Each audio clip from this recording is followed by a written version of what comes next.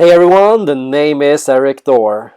And let me just issue a brief thank you. A thank you to everyone on Discord, everyone on YouTube, commenting, reaching out, and sharing these videos. Let me issue a thank you to all the 20 patrons that came last month and supported this channel and the development and future videos. And now the truth is, I don't want to just issue theories on the MBTI. I want to be a part of something greater, and I want to make a positive impact on the world. And one way I can do that is to bring up people across the world who are fighting for justice and for human rights. One way I can make a difference to the world is through shedding light on conflicts and people who are persecuted across the world. And so in today's video, I would like to introduce you all to Malala Yousafzai. I wanted to talk about and use this video example to discuss the ENFP personality type, what it's capable of if it becomes a hero, if it makes an impression on the world.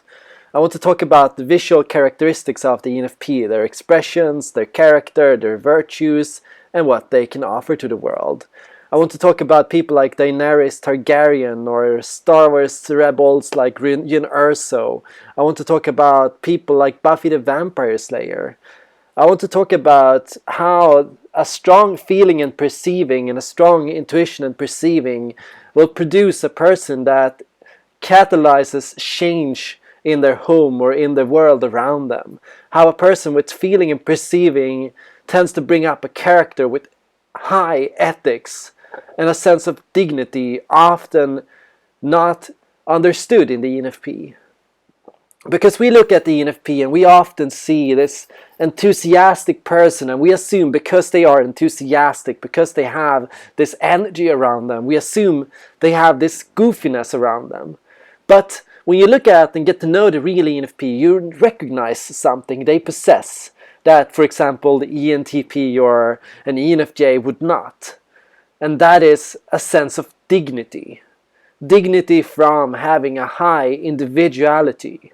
Dignity from having a strong inner character and the ability to stand up for what is right and for the small-scale values and ethical conflicts of the world for this weaker person.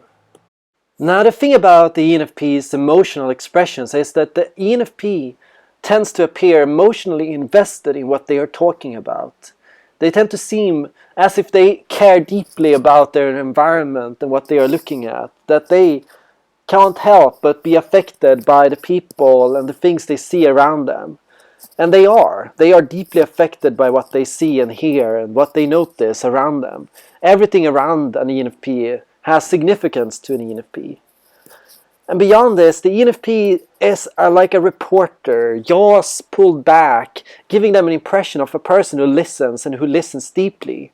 An ENFP will listen deeply to what you say, and they will seem as if they want you to keep on talking, like they encourage you to share more. This gives the ENFP a kind of journalistic quality. But the ENFP has aspects of them that are deeply serious.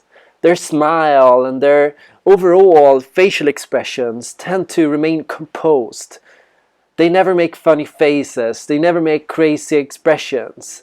They tend to maintain a cool and seriousness above that sense of care and about that sense of deeper concern for other people.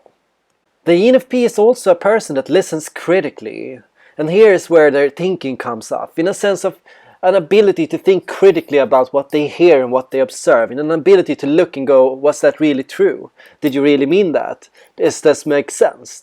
Is this really accurate? I like to call this the introverted and thinking investigator mode.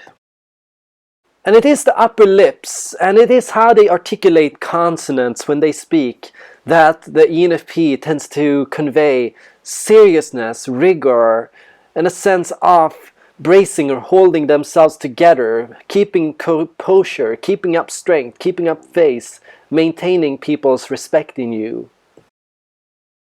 Now, when it comes down to managing people, ENFPs don't really engage a lot in diplomacy. They are not about wrapping things in carefully. They are not about being gentle with people. They are about speaking truthfully and honestly. And they have a strong desire for connection and for being close with people, and perhaps that's why they also invite conflict, because sometimes to remain connected to people, you have to take steps and you have to go outside your comfort zone to shake people up. The ENFP will value closeness over keeping up the peace. And what I mean here is real closeness, real relationships, true friendships, even if that sometimes means speaking out harshly against other people. Now I started with Malala's feeling because it is her feeling side that is the strongest in her. Her intuitive side only second to that. But in her intuitive sides, what you will notice is eyes that show a sense of surprise about the world around them, a sense of marvel for the world around them. Eyes that signal a scouting for opportunities, eyes that look around them searching for new developments, tracking how the room is changing moment to moment. ENFPs have curious eyes, relaxed on the outside of the eyes, broad in their gaze. ENFPs look broadly around them, rather than focusing on any single point. And if you look closely at the ENFP, you will notice that they have slightly contrarian or rebellious tendencies. They look at you as if they don't really believe what you're saying. And they look at you as if they are disagreeing with you. And if they are, because they are constantly seeing another option. They are constantly seeing another answer, another way to look at something, another way to turn the tables around. Now it is the concern of the ENFP, their sense of affection for other people, their curiosity, and their amusement and their sense of potential and enthusiasm that is the most healthy in the ENFP. Typically, the other things are shown more negatively. When an ENFP is under stress, that is when the ISTJ mode of the ENFP begins to act up. That is when the inferior functions begin to break down. And you can notice that because the ENFP is starting to produce signals of the ISTJ, but primarily the negative signals of the ISTJ. And there is a difference between studying ENFPs in flow, like Malala, and studying ENFPs at their worst.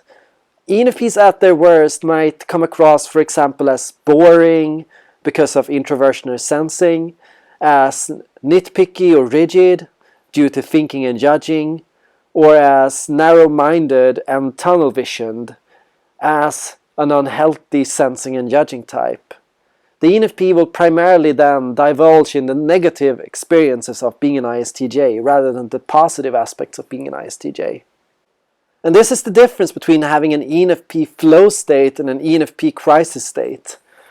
When the ENFP is your flow state, then the ISTJ is your crisis state, and any signs of stress or anxiety in you are first going to come off from introversion, sensing, thinking, and judging in the ENFP. Just as for the ISTJ, most of the negative signals will come from extroversion, intuition, feeling, or perceiving. So just to add to this point, here's a picture of myself as an unhealthy ESTP. Now consider that a regular ESTP, an ESTP flow type would look stylish, and they would look confident, and they would look open in their sensing. These examples highlight that an INFJ doesn't have that form of sensing or that form of thinking. So I would like you all to imagine what it might be like to be a girl and to not be able to enter into school. What does that mean for your ability to become the best version of yourself? What does that mean for your ability to create your own future? I want you to support and listen to Malala and her message, and I want you to consider leaving a donation to support her in the struggle to get girls into school. I usually try to get first position in my class and to defeat all my friends in the class and be on the top. And I was really worried about my exam paper. But I was happy on that day, quite happy, because my paper went very well on that day. And we were going back home, and I could see the life was just like normal, seeing those people on the roadside. And usually we have a lot of men on the roadside, no women at all. And if you see a woman, she would be wearing a burqa. And I thought that I sat in that school bus. I was going back home, but I didn't know that the journey was never going to end.